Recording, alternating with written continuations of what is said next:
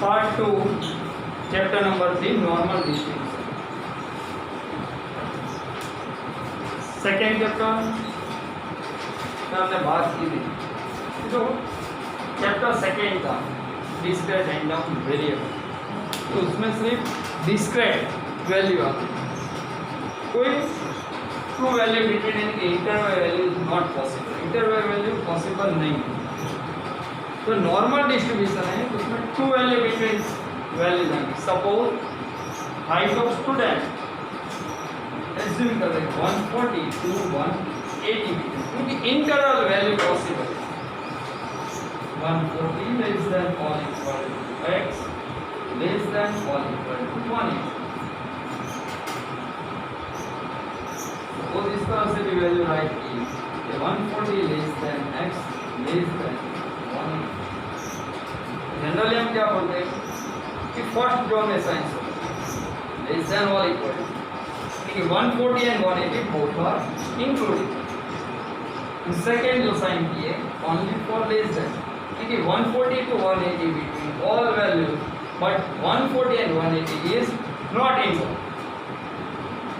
लेकिन normal distribution जो chapter है, दोनों में दोनों साइन कॉमन ही लेंगे, ऑल इक्वल टू दिया हुआ हो या दिया हुआ नहीं, यानी कि ओनली फॉर लेस देन और only for less than all equal to, और ग्रेटर देन और greater than all equal to both are same.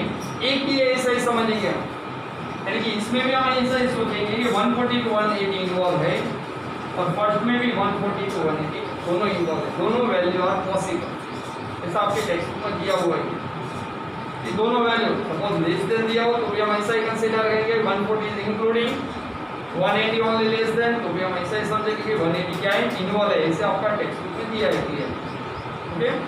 लेकिन जो नॉर्मल डिस्ट्रीब्यूशन है, कोई इंटरवल वैल्यू बिटवीन फाइंड करने को बोलेगा। जब सेकेंड चैप्टर था उनमें कोई इंटरवल वैल्यू नहीं थी, डिस्क्रीट, तो एक ही डेटा सिंपल डेटा दिया होता, उसका आंसर फाइंड करो। देखो, in the previous chapter we have studied the probability distribution for a discrete random variable। हमने उसमें discrete random variable related समझे।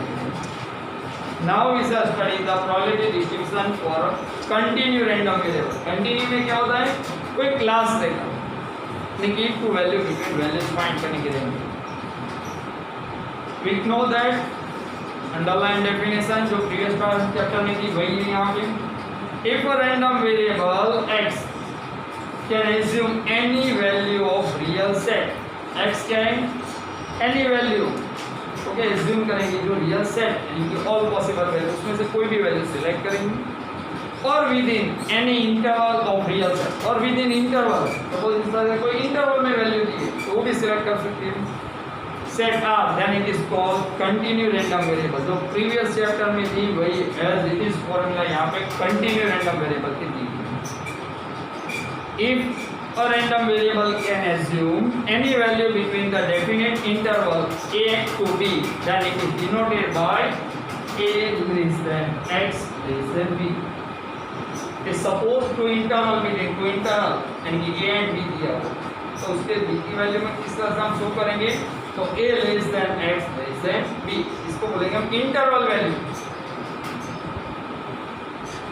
a और b इन दोनों के बीच इस सभी वैल्यू, यानी कि सपोज a 140 हो और b 180, तो बोथ आर इंक्लूडिंग, और between all the values and also including 140 and 180। ये लेस देन दिए हुए साइन, ग्रेटर देन दी हो, greater than all equal to और less than all equal, always involve होगी only for chapter normal distribution. Continue. A function for obtaining probability that a continuous random variable assumes value between specified interval is called the probability density function। Underline। तो probability density function किसको बोलेंगे, जब कोई दो values के बीच की सभी value select होगी उसको हम बोलेंगे probability density function। And that variable adds satisfy the following two condition, और उसके लिए two condition है। Underline two condition। For the first condition, the probability that the value of random variable lie within the specified interval is non-negative। जो कोई value दी हो आपकी क्या होनी चाहिए, नॉन नेगेटिव। फिर वो इंटरवल हो क्या सिंगल वैल्यू दियो और नॉन नेगेटिव होनी चाहिए x की value. Second, the total probability of the random variable assume any value with in the specified interval is 1। और कोई भी स्पेसिफाइड इंटरवल और वैल्यू दी हो उसकी प्रोबेबिलिटी ऑलवेज 1 होती है। वो हमने क्या में स्टडी किया था चैप्टर नंबर 1 में, प्रोबेबिलिटी में बात की थी कि ऑलवेज टोटल प्रोबेबिलिटी 1 होगी। उसी तरह से यहाँ पे टोटल एरिया जो फाइंड करेंगे नॉर्मल डिस्ट्रीब्यूशन ड्रॉ करके बेस से ड्रॉ करके उसका टोटल एरिया का आंसर क्या आएगा ऑलवेज 1। 0 to 1 बिटवीन आंसर आएगा। Thus probability density function is used to determine probability that the value of random variable x lie within the specified interval a to b and it is denoted by जो मैंने बोला वही sign the हुई a less than x less than b। उसी paragraph में last में जो लिखा है लास्ट सेंटेंस अंडरलाइन कर दो सभी। तो मैंने बोला वही चीज वहां पे दी है कि a less than x less than b is equal to a less than or equal to x less than or equal to b, both are same। जो मैंने आपको बोला कि लेस देन दिया हुआ है less than all equal, greater than दिया हुआ है greater than all equal to, always क्या संबंध है वैल्यू सेम ही है नॉर्मल डिस्ट्रीब्यूशन की चैप्टर में। क्योंकि जब इंटरवल की बात की है तब दोनों वैल्यू इंक्लूडिंग है ये हम सोचेंगे। नेक्स्ट दिया हुआ है definition for the random variable को अंडरलाइन करेंगे। If x is a normal variable with in mu, जो साइन दी है इस तरह की इसको बोलते हैं म्यू एंड स्टैंडर्ड डिवीजन, ये साइन है स्टैंडर्ड डिवीजन मीन यानी कि म्यू और ये साइन है स्टैंडर्ड डिवीजन सिग्मा जनरली हम बोलते हैं, लेकिन इसको हम क्या बोलेंगे standard division. And if the probability density function दिया है f of x, अंडरलाइन करना probability density function f of x 1/2√5, यहाँ पे 2√5 या सिग्मा जो कोई वैल्यू थी वो वैल्यूज नहीं देते आप अभी सिंपली राइट करेंगे into e raised to minus 1/2 x less mu divide by sigma whole square. इसकी फॉर्मूला है probability density function, short question में आप ये ध्यान रखना probability density function, write the formula for probability density function. Important है आपको पता होना चाहिए f of x is equal to 1/sigma √2 into e raised to minus 1/2 in bracket x less mu divided by sigma whole square minus infinity less than x less than infinity। okay, then the value of pi जो आपको पता है 22/7 और 3.1413 and जो constant e का है वो भी शॉर्ट क्वेश्चन एमसीक्यू में आता है कि वैल्यू कांस्टेंट वैल्यू e की वैल्यूज क्या है, वैल्यू क्या है कि 2.7183 एंड पाई की वैल्यू आपको पता है, नहीं पता हो तो 22/7 यानी 3.1416। ये दोनों वैल्यू भी शॉर्ट क्वेश्चन में आते हैं कि right the constant value of pi and e। y की value 3.1416 and value of t is 7183। then x is called the normal random variable। okay, ये वही density function probability density function की formula है, ध्यान रखना। फिर आपको बेस सेट दिया हुआ है जो हमने 11th स्टैंडर्ड में स्टडी किया था, positive and negative type of skewness. यहाँ पे तो दोनों कंबाइंड हो जाए क्योंकि इस तरह से आप बेस सेट ड्रॉ करेंगे negative positive. Okay, probability density function हो तब सेंटर में म्यू आएगा, म्यू यानी कि x बोथ आते हैं मीन मीडियन मोड, तीनों की वैल्यू क्या होगी प्रोबेबिलिटी डेंसिटी फंक्शन में सेम होगी। Left side right side both area उसकी वैल्यू क्या होगी 0.5 टोटल एरिया यानी कि टोटल प्रोबेबिलिटी ऑलवेज 1 एडिशन करेंगे 0.5। जनरली आपका आंसर जब नेगेटिव आएगा तब लेफ्ट साइड हम शो करेंगे और पॉजिटिव आंसर आएगा तब राइट साइड शो करेंगे। अभी इतना से समझ लो, इस तरह का बेस सेट रहेगा, सेंटर वैल्यू x यानी कि mu mean median always same रहेगी, left hand side negative value आएगी, right hand side positive. Okay, जो हमने 11th स्टैंडर्ड में स्टडी किया था different type of skewness positive and negative, वही स्कीमनेस यहाँ पे एडिशन करके इस तरह का बेस सेट रहेगा नेगेटिव एंड पॉजिटिव का। देख A curve draw by considering different value of normal random variable x and its respective value of probability density function f of x is called the normal curve and so as under. As shown in the above diagram, normal curve is completely based and it is shown in systematic distribution. अब आपको पता है कि सिस्टेमेट्रिक okay यानी कि हमने symmetric आपको पता होगा प्रीवियस क्वेश्चन में हमने स्टडी किया था सिमेट्रिक का आंसर क्या रहेगा 1/2 सेकंड चैप्टर में उसी तरह के यहाँ पे सिमेट्रिक का मीनिंग क्या रहेगा 0 जो आपको नेक्स्ट पेज में पता चलेगा कि सिमेट्रिक का आंसर यहाँ पे क्या रहेगा 0 सिमेट्रिक क्या बोलते हैं दोनों साइड सेम कॉर्ड 0.5 0.5 तो नेक्स्ट पेज में दिया है स्टैंडर्ड नॉर्मल वेरिएबल जो हमने प्रीवियस फॉर्मूला देखी वो क्या थी प्रोबेबिलिटी ऑफ डेंसिटी फंक्शन की थी प्रोबेबिलिटी ऑफ डेंसिटी फंक्शन की थी अब जो नेक्स्ट फॉर्मूला आएगी वो आएगी प्रोबेबिलिटी ऑफ स्टैंडर्ड नॉर्मल का देखो definition underline if x is a random normal variable with mean यानी mu and standard deviation sigma the random variable z इसे हम बोलेंगे z score x less mu by sigma z means z score z कब आएगा जब आपको question में standard words दिया होगा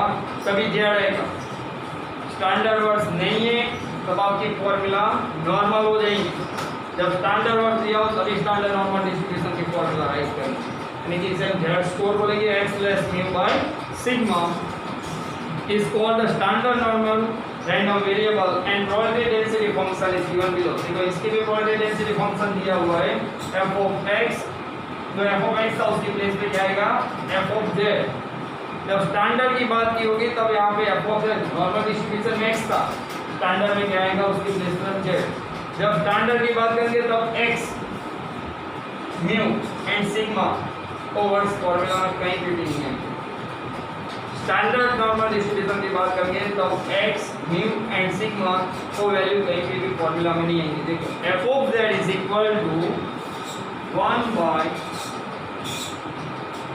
in root 2 pi into e raised to minus 1 by 2 z square minus infinity less than z less than infinity तो आप देख सकते हो जो फॉर्मूला में कहीं पे भी हमने क्या किया x mu एंड सिग्मा इसका कहीं पे भी यूज नहीं होगा जहाँ पे भी सिग्मा x एंड mu है वो सभी वैल्यू देखो निकल लेकिन जब स्टैंडर्ड बोलेंगे आपको फाइंड करने स्टैंडर्ड नॉर्मल डिस्ट्रीब्यूशन की फॉर्मूला तो आपको यही राइट करनी है और जब नॉर्मल की बोलेंगे तब ये फॉर्मूला राइट करनी है डेंसिटी फंक्शन की दोनों फॉर्मूला क्वेश्चन शॉर्ट क्वेश्चन में आती है वो एग्जाम ध्यान रखना जो फर्स्ट फॉर्मूला है वो नॉर्मल डिस्ट्रीब्यूशन है नॉर्मल डेंसिटी फंक्शन की और जो सेकंड फॉर्मूला है वो z की राइट कर रहे हैं वो फॉर्मूला है standard normal distribution density function की क्लियर जो फर्स्ट थी वो नॉर्मल डिस्ट्रीब्यूशन सेकंड थी वो standard normal distribution density function की फॉर्मूला उसमें भी आपको फॉर्मूला जो बेस से ड्रॉ करेंगे उसमें क्या चेंजेस आएगा जब नॉर्मल डिस्ट्रीब्यूशन हो mean median both all three values are same centre value is denoted by x जब स्टैंडर्ड नॉर्मल डिस्ट्रीब्यूशन का बेस से ड्रॉ करेंगे तो जो वैल्यूज रहेंगी वो वैल्यू में नेगेटिव पॉजिटिव तो सेम रहेगा बस जो सेंट्रल लाइन वर्टिकल लाइन इसे बोलते हैं तो सेंट्रल लाइन है उसे क्या बोलेंगे वर्टिकल लाइन तो वर्टिकल लाइन क्या होगी 0 तो मैंने बोला था आपको अभी सिमेट्रिक तो आपका आंसर 0 रहेगा वो यहाँ पे कब जब स्टैंडर्ड नॉर्मल डिस्ट्रीब्यूशन शो करेंगे z of 0 left and right both side values same 0.05 curve area both side same रहेगा 0.5 0.5 लेकिन यहाँ पे मीन मीडियन मोड सभी सेम थे नॉर्मल डिस्ट्रीब्यूशन में वहाँ पे वो पॉसिबल नहीं है क्योंकि वहाँ पे स्टैंडर्ड डेंसिटी फंक्शन की फॉर्मूला पे डिपेंडिंग हमें सब करने हैं तो यहाँ पे z इज इक्वल टू क्या होगा 0 क्लियर जब नॉर्मल डिस्ट्रीब्यूशन रहता है तब mean median mode is equal to x तब 0 नहीं राइट करेंगे इन नॉर्मल डेंसिटी फंक्शन में स्टैंडर्ड नॉर्मल डेंसिटी फंक्शन में क्या आएगा स्टैंडर्ड डेंसिटी फंक्शन में z आ जाएगा हमें इसकी फॉर्मूला इसी बेस से पे हमें आंसर राइट करने रहेगा ये नहीं आएगा कहीं भी विड्रॉ कर हमें z स्कोर का ही आंसर फाइंड करना होगा x plus mu by sigma एक फॉर्मूला है इससे हम z की वैल्यूज फाइंड करेंगे और फिर बेस से हमें z स्कोर के ही फॉर्मूला और सम करने रहेंगे ये तो सिर्फ आपको समझाने के लिए यहाँ पे दिए कि नॉर्मल डिस्ट्रीब्यूशन में मीन मीडियन मोड सभी वैल्यू सेम रहेंगी, सेंट्रल वर्टिकल लाइन एक्स से डिनोट होगी। स्टैंडर्ड नॉर्मल डिस्ट्रीब्यूशन में क्या होगा, z इज इक्वल टू 0 से शो होगा। देखो उसके लिए आपको दे दिया है कि method for finding the probability area for the table and standard normal curve. आपको लीजिए बेसिक दिया 0.5 एरिया और कर्व, जो कि आप प्रोबेबिलिटी के वर्ड्स यूज कर सकते हैं उसके लिए आपको दिया है, और एरिया वर्ड्स भी यूज कर सकते हैं। बोथ साइड सेम है 0.5 0.5। द एरिया ऑफ, अंडरलाइन करना, यहाँ से भी शॉर्ट क्वेश्चन आ चुका है। The area of the sages is in between the curve x axis is equal to 1। x axis से दोनों साइड एरिया क्या रहेगा, सेम रहेगा, left and right. The normal curve of the normal variable x symmetrically about the mu on both the side। यहाँ पे mu की both side same रहेगा, area mu mean median mode सभी की value same ही रहेगी normal distribution.